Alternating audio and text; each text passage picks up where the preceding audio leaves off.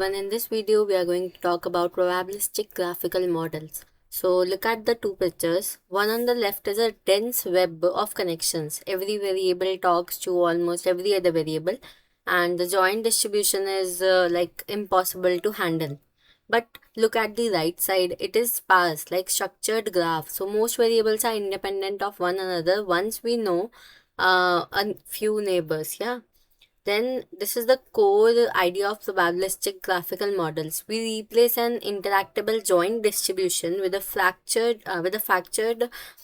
structure that makes both modeling and inference possible for us.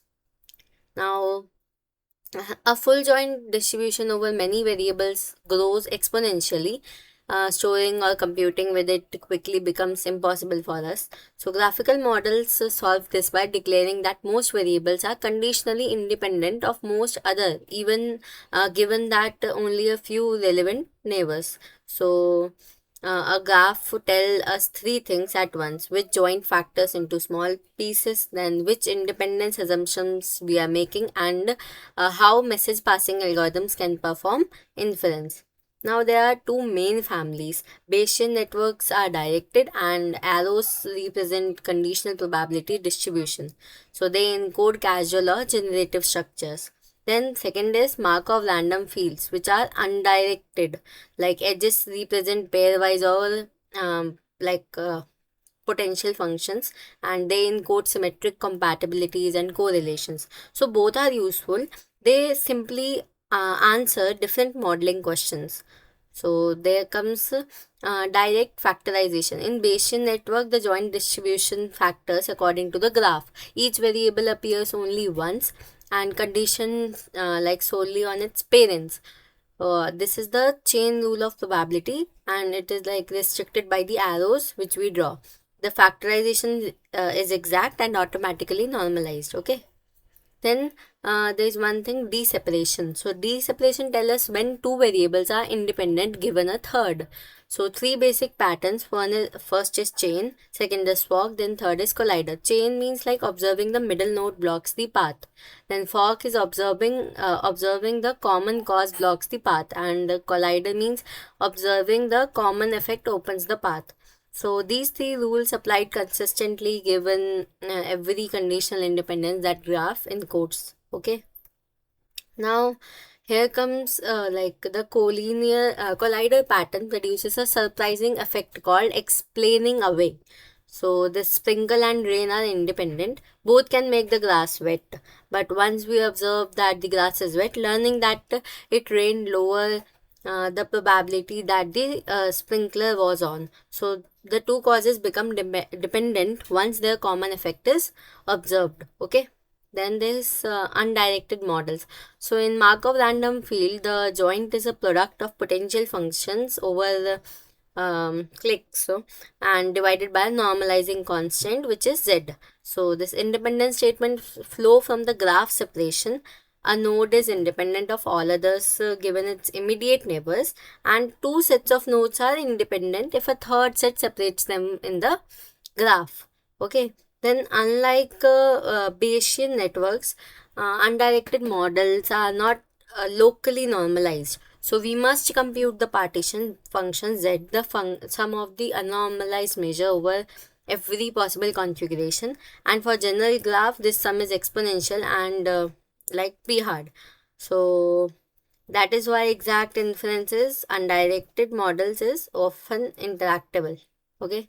Then comes factor graphs. So factor graphs give a common language for both directed and undirected models. So we draw variable nodes and factor nodes. Edges connect each factor only to the variable it depends on, and then the same message passing algorithm now work on both the families of the models. Now on a tree, we can compute exact marginals by message passing. So messages travel from factors to variables and from variables to factors. So on inward sweep followed by one outward sweep yields the exact marginal for every node. So the cost is linear in the size of the graph. Okay. Then there is loopy belief propagation. So most real graphs contain cycles. Exact inference becomes like hard. So loopy belief propagation ignores the cycle and runs the same message passing rules iteratively. It often works well in practice, even though there is no guarantee of convergence. More advanced methods such as TRWS improve the approximation. Okay. Now we can apply this D-separation directly to a hidden Markov model. Given the current latent state, the past and the future latents are independent. So put the current latent, like the current latent is never independent of future observation if we condition only on current observation. So the graph make this structural fact immediate. Okay.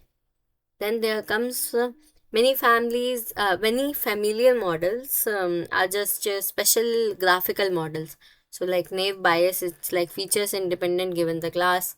Then HMM, so it's like latent Markov chain. Then LDA, hierarchical dirichlet structure. Then in variational autoencoders, it is directed model from latent Z to the data X with a variational encoder. Then CRF, which says like undirected models on sequence labeling. Then Boltzmann machine, which like the assumption is that the fully connected pairwise potentials, right? The same language covers all of them. Okay. Then a neural network can be viewed as a deterministic graphical model. So the forward pass is the inference, back propagation is the gradient flow on the graph, and as uncertainties collapse to a point estimate. The graph neural networks perform message passing on the graph of the data itself. So k rounds of GNN message passings are mathematically equivalent to loopy belief propagation with learned potentials.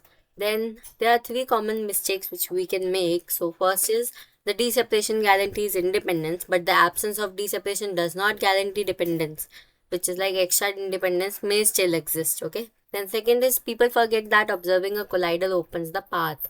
That is Bergson's paradox. Then third is the loopy belief propagation, which can oscillate, fail to converge, or even produce negative probabilities when cycles are short. So keep these three traps in mind and when you read or design a graphical model. So that's all for this topic. I hope you understood what I wanted to explain. And that's all for this video. Bye bye. Thank you.